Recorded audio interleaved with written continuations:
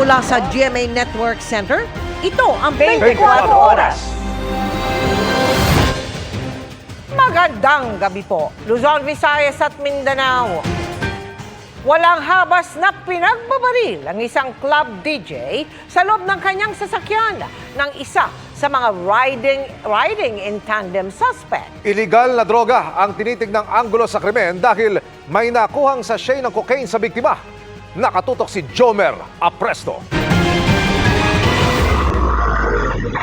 Pormang magpapagasolina lang sana ang pickup na yan sa bahagi ng Pamplona 1 sa Las Piñas City mag-aalas 10 kagabi. Maya-maya, dalawang lalaki na lula ng motorsiklo ang huminto sa katapat na gasoline bay. Bumaba ang backride, lumapit sa pickup at biglang makikita pa sa video na nakaabante pa ang pickup ng biktima kasabay ng pagtakas ng riding in tandem. Nandito ako sa gasolinahan kung saan pinagbabaril ang biktima. Kung makikita ninyo sa akin likuran, bumangga yung pick-up na daladala niya. Sabi ng pulisya, tumagal pa ng ilang minuto bago nila napatay ang makina ng kotse. Naisugod sa ospital ang biktima pero idineklarang dead on arrival. Lumalabas sa investigasyon ang 34 anyos na biktima, isang freelance disc jockey o DJ na tumutugtog sa iba't ibang club at bar. Sa kuhang ito, makikita ang dugo ang biktima na may hawak na isang sachet na hinihinalang cocaine. Meron siyang hawak na sa sachet, suspectedly, maybe illegal drugs. Ilang sachet rin ang hinihinalang illegal na droga ang natagpuan sa kanyang bag. Malaki raw ang posibilidad na drug-related ang ugat ng pagpaslang sa biktima. Yun ang tinitingnan natin na maaaring galing sa bahay papunta rito hanggang siya ay sundan at abangan at pagbabaril. Sinubukan naman namin makipag-ugnayan sa nanay ng biktima pero tumanggi siyang humarap sa kamera. Blanco raw siya kung sino ang pumatay sa kanyang anak. Patuloy naman ang backtracking at hot pursuit operation ng pulisya para mahuli ang riding in tandem. Para sa GMA Integrated News, Jomer Apresto, nakatutok 24 oras. Nagtago pero sa kulungan pa rin ang bagsak ng lalaking nanaksak at nakapatay ng kaibigan dahil hindi umano nagbayad ng upa. Nahaharap pa siya sa ibang reklamo. Nakatutok si John Consulta. Exclusive.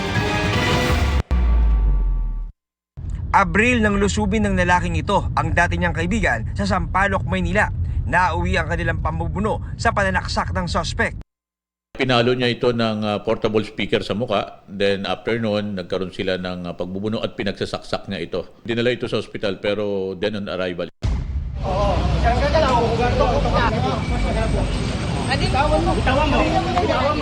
Matapos ang 3 buwan, natuntun ang suspect sa Rizal. Nung siya'y nalapitan, hinawakan na po siya agad. At nung nakapkapan nga, nakakuha pa kami sa kanyang posesyon ng isang patalim. Ayon sa Manila Police, personal na alitan ang ugat ng pananaksak. Itong kaibigan niya, pinapaupa sa kanya yung isang lugar niya doon at hindi na ito makabayad. At dahil dito, nagkaroon siya ng sama ng loob dito at nung nakita niya nga ito sa harapan ng bahay, ay pinagsasaksak niya ito hanggang sa mamatay. Bukod sa kasong murder, may warrant rin ito sa kasong frustrated murder sa Quezon at warrant sa illegal possession of firearms sa Cavite. Todo tanggi ang suspect. Pero kayo po ba yung nanaksak? Hindi po, sir. Hindi kayo? Hindi po. Okay. Medyo kahawig ko po yung nasa viral. Oh. Yun lang po. Hawig niyo po yung nasa Viral po. CCTV. Apo. Nang ipakita na namin ang isa pang CCTV footage ng suspect sa isang kalapit na tindahan, ilang oras bago nangyari ang pananaksak, kinumpirma niyang siya ang nasa video. Noon na nagbago ang kanyang pahayag. Handa po akong tumulong sa kanila. Humingi nga po akong pasensya. Salamat po. Nahuli na po pumatay sa asawa ko. Nakakulong na sa Sampaloc Police Station ang suspect. Para sa GMA Integrated News, John Consulta, nakatutok 24 oras.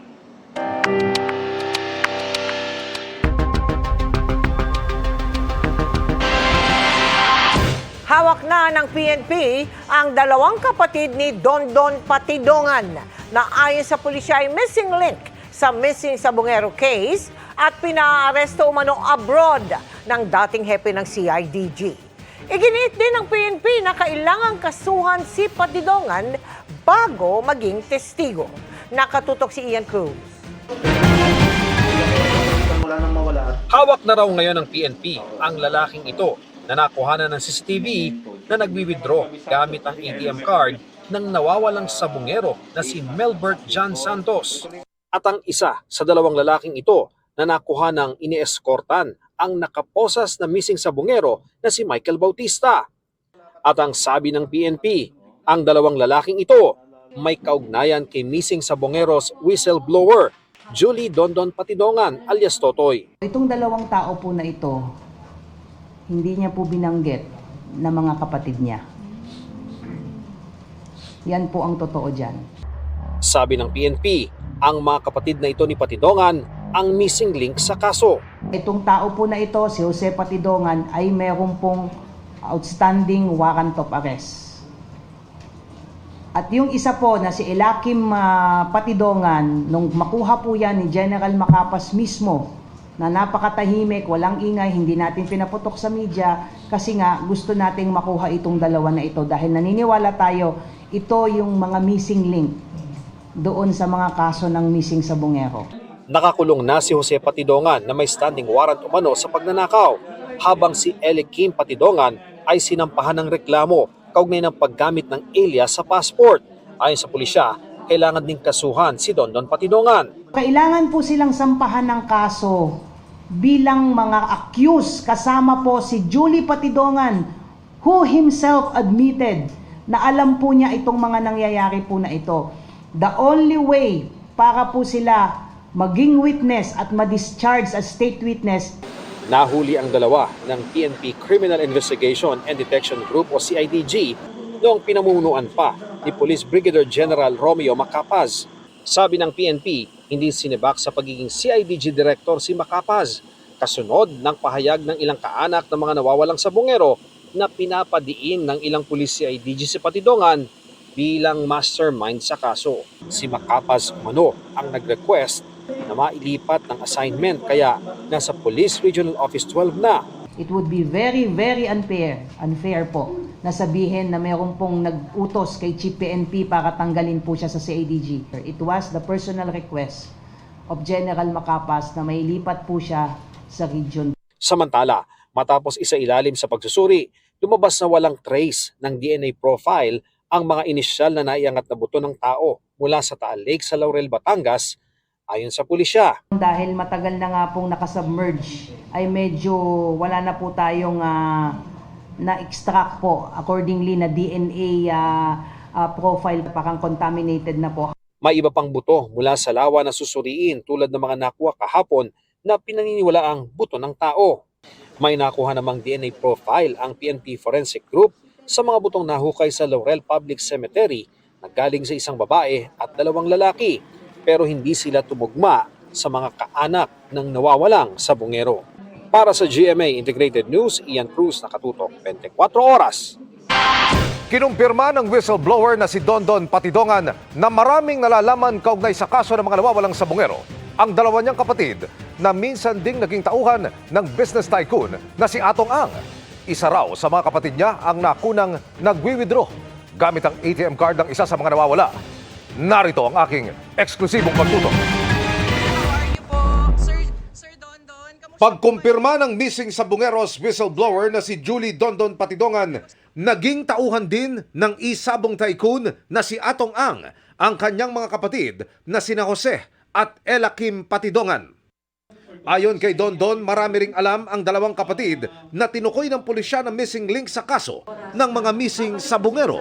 Sa dami raw ng alam ng dalawa, noong 2022, inutusan umano sila ni Ang na magtago sa Cambodia. Pinasaksihan siya sa patayan. Kaya yan na pinaalis ni Mr. Atong Ang dito sa bansa. Yes, pinalayas. Gawa nang sila ang talagang magwi-witness at nandun sa kanila lahat at sila yung mahalaga. Pero iba raw ang pakay umano ni Ang nang ipagawa niya ito sa dalawa. Pinapapatayan sa grupo. Sa totoo lang. Kaming tatlo ang susi talaga nito para malastas tong problema na to. Malaki ang may tulong dito. Kinumpirma na rin ni Dondon na ang kapatid na si Elakim ang sinabi niyang nakuha na ng CCTV na nag-withdraw gamit ang ATM card ng nawawalang sabungerong si Melbert John Santos. Yung ATM na nag-withdraw ay isa kong kapatid yan dahil inutusan ng mga polis na checkin yung account kung malaki ba ang panalo o kung malaki ang kinita doon sa laban at photos daw ni Mr. Atong Ang na checkin kung totoo na malaki ang panalo nila. Kaya pinaano doon sa ATM Okay. na pag-utusan yung aking kapatid. Yung pulis na ito na nag-utos dun sa kapatid mo, kasama rin sa kinasuhan nyo sa Napolcom? Yes, kasama. Pero itinanggi ni Dondon ang sinabi ng PNP na ang kapatid niyang si Jose ang isa sa mga bumitbit sa nawawalang sabongero na si Michael Bautista na nakuhanan sa isang video. Si Rogelio Roger Burican at saka si Rodilo Anigig, yun yung bumitbit. Bakit na-twist na nila ngayon? Ang height ng kapatid ko, 5'5 or 5'6. Ang binitbit nila, yung si Bautista, 5'5 ang height nun. Tingnan nyo yung video. Anong height nung bumitbit? Itinanggi rin ni Dondon na inaresto ang kanyang mga kapatid sa Cambodia gaya ng sinabi ng PNP. Inayos anya ng DOJ ang pagpapauwi sa kanila. Hindi totoo yan. Alam ni SOG Remulla, walang arestuhan. Pinatakas ko mismo yung dalawang kapatid dahil pinapapatay ni Atong Ang doon. Samantala, sa isang undisclosed location, nagsama-sama ang mga kaanak ng mga missing sabongeros kasama si Dondon para kumplituhin ang kanilang mga affidavit. Dumating sa lugar ang bagong upong CIDG Director na si Police Brigadier General Christopher Abrahano. Malinaw para sa amin ang mensahe ng ating General Abrahano na magkakaroon ng hustisya at sila ay tututok at ang direksyon ay papunta sa hustisya. Kami po ay natutuwa dahil very clear, may clarity ho doon sa pinag-uusapan namin. Kami nagpapasalamat po sa dalawang witnesses. Ito ay magko-corroborate sa mga magiging statements ni Dondon Patidongan. Wala pang pahayag ang kampo ni Ang. Pag-uusapan pa ito ng kanyang legal team ayon sa isa niyang abogado. Para sa GMA Integrated News, Emil Sumangil, nakatutok 24 oras.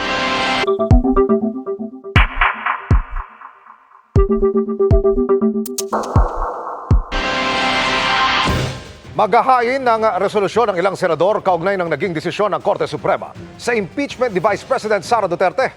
Laman nito ang hiling sa Korte na muling ikonsidera ang desisyon at ibase pa rin ang anumang aksyon sa impeachment sa mga dati ng definisyong legal. Nakatutok si Mav Gonzalez. Nagpapaikot ngayon ang draft resolution sa Senado na layong linawin ang magiging tugon ng Senado sa ruling ng Korte Suprema sa impeachment ni Vice President Sara Duterte.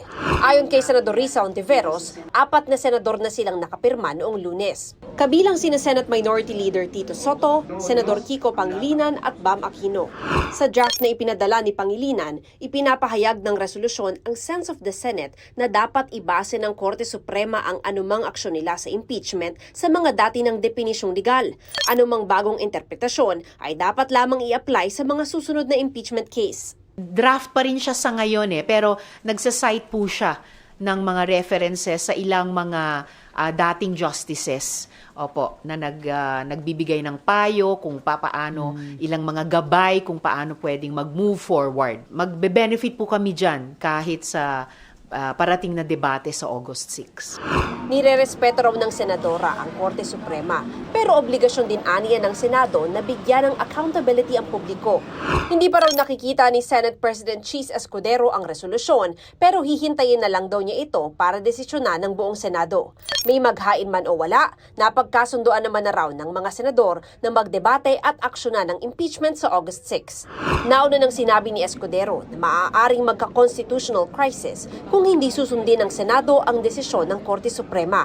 Pero tingin ni Hontiveros, nakakonvene pa rin ang Senate Impeachment Court ngayon. Wala namang may gustong magkaroon ng constitutional crisis ni political gridlock o deadlock. Binubuno namin these days, these weeks, kung papaano tamang dapat kumilos ang Senado. At lahat nito ay pinag-aaralan namin.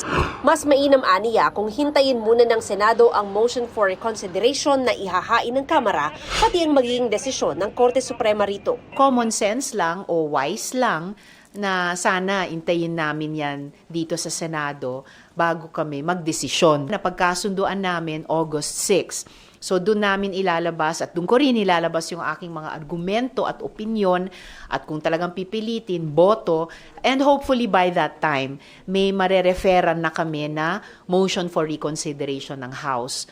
Wala pa raw usapan sa Senado kung maghahain sila ng bukod na MR. Sabi ni House Prosecution Panel spokesperson Attorney Antonio Bucoy, ihahain nila ang MR sa August 9 deadline o mas maaga pa. Para sa GMA Integrated News, Mav Gonzalez, nakatutok, 24 oras. Tiklo sa Taguig ang online seller ng text blast machine na ginagamit umano sa pang-scam. Ang mga makina galing umano sa mga nagsarang Pogo. Nakatutok si Chino Gaston. 11 text blast machine ang nasabat ng mga tauhan ng PNP Anti-Cybercrime Group mula sa nasakoteng online seller sa Taguig. Ayon sa PNP, binebenta ng suspect ang mga makina nang walang certification o permit mula sa National Telecommunication Commission o NTC. Mulaan nila ito sa mga nagsarang Pogo operations.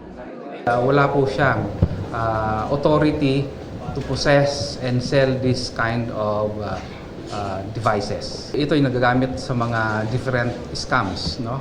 Sending text messages with different links kung saan inihikayat natin yung ating mga kababayan na mag-input ng kanilang mga personal data, different bank accounts and credit card. Mahaharap siya sa reklamong paglabag sa Radio Control Law of the Philippines at Cybercrime Prevention Act of 2012. Para sa GMA Integrated News, Chino Gaston, nakatutok, 24 oras. Mga kapuso, good news naman para sa mga SSS pensioner. Makakatanggap kayo ng dagdag pensyon mula ngayong taon hanggang 2027. Sa ilalim ng inaprobahang Pension Reform Program, tataas ng 10% ang pensyon para sa retirement and disability pensioners. 5% naman ang dagdag para sa death o survivor pensioners. Mararamdaman ang unang bugso ng dagdag pensyon sa Setyembre ngayong taon. Sa parehong buwan naman sa taong 2026 at 2027, matatanggap ang ikalawa at ikatlong bugso ng dagdag pensyon. Ayon sa SSS, halos 4 na milyong pensioner ang magbebenepisyo sa programa. Nilinaw rin ng ahensya na hindi ito magdudulot ng pagtaas sa kontribusyon ng mga miyembro.